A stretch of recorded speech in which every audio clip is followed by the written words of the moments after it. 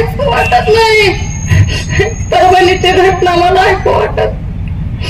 माझ्या माता आणि बहिणींना, माझ्या बंधू भावांना किती त्रास दिला त्या पोलीस प्रशासनाने.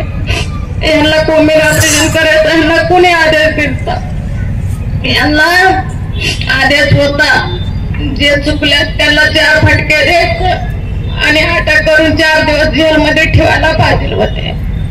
एवढं माझ्या बांधवांना मारून कुणाचे हात तोडले, कुणाचे पाय तोडले, कुणाला डोके फोडले. माझ्या बहिणीच्या अंगावरती उभारून, पायावरती उभारून 2-2 पोलीस, 4-4 पोलीस जर उभारून मारते माझ्या बहिणीला, त्या वचेलाबाई मानवतेला. बाळातील बाईला सोडले नाहीत, छोट्या छोट्या मुलांना सोडले नाहीत. ह्या आज बहिणीच्या अंगावरती एवढं उभारून जर मारले तर बाईला, माझ्या मुलाला किती मारले असते ह्या पोलिसांनी. माझ्या बंधवाला ऐकू वाटत नाही.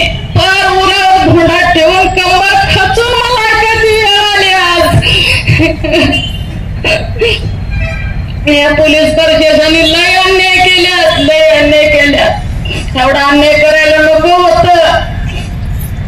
आज वड्या समाजाचा जरी असला तर माणूस होते. मोठ्या समाजाचं असलं तरी काही बाळच होता ते. पण ह्या पोलीस प्रशासनाने थोडं विचार करायला पाहिजे होतं. विचार करून माझ्या लेकराचं एवढं खून करायला नको होतं, मर्डर करायला नको होतं. पण ह्या पोलीस प्रशासनाने लय अन्याय केल्या. असा अन्याय मी कधीच ऐकलं नाही, कधीच मला ऐकण्यात आलं नाही, कधी मला बघण्यात आलं नाही. तर स्वतः माझ्या पोटचा गोळा गेला ह्या अन्यायामध्ये. माझ्या अन्यायासाठी बाळासाहेबांनी सुरुवातीपासून माझ्या मुलाच्या माझ्या पाठीशी उभे आहेत.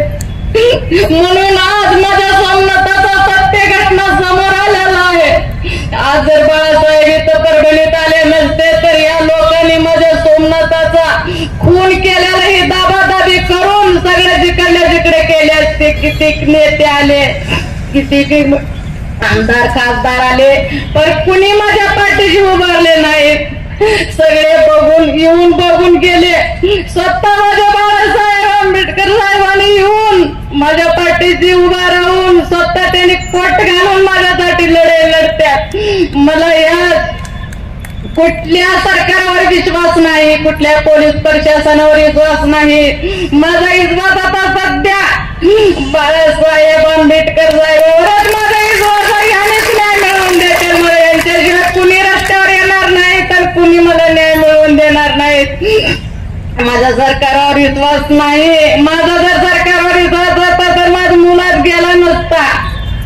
यांची कर्तव्य बुद्धी चुकलेल्याला तर अटक करायचं, मारायचं, पण एवढं अन्याय करायचं नव्हतं. यांना कोणी आदेश दिलं? ह्यांना कोमिन ऑपरेशनचं कोणी आदेश दिलं? ह्यांनी कसं उचलले? माझ्या लहान लहान बहिणीवाला उचलले, भावांना उचलले. ह्यांना काही दया आली नाही. हे पोलीस होते का कुठले राक्षस होते?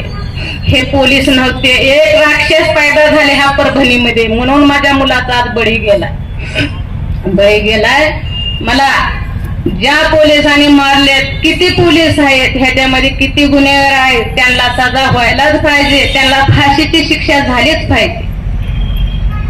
तेव्हाच हे आंदोलन, हे मार थांबत, तोपर्यंत थांबणार नाही.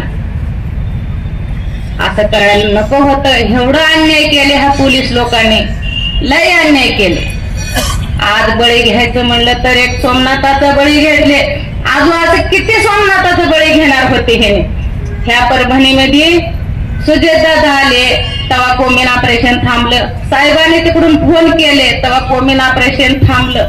नाहीतर पुण्यात आमदार खासदारांनी थांबवलं नाही. सगळे बघत बसले तेव्हा साहेबांनी तिकडून फोन केले तिकडं मंत्री साहेबाला, हे कोमिन ऑपरेशन बंद करा म्हणून. तेव्हा हे कोमिन ऑपरेशन बंद केले. ह्याच्यातून एवढे लोक वाचले, नाहीतर हे किती जणांची बळी घेतली असते. आता मला एकच म्हणणं आहे, आता सुजित दादा आल्यात ह्या परभणीच्या घटनेसाठी त्यांना फार वाईट वाटत. असं व्हायला नको होतं, पण त्यांना लय वाईट दुःख झालं. मला झालं नाही दुःख, साऱ्या देशाला झालं, साऱ्या जनतेला झालं सोमनाथाचं दुःख. मला न्याय मिळवून देताल, आता आंबेडकर परिवारातून न्याय मिळवून देताल, त्याच्याशिवाय मला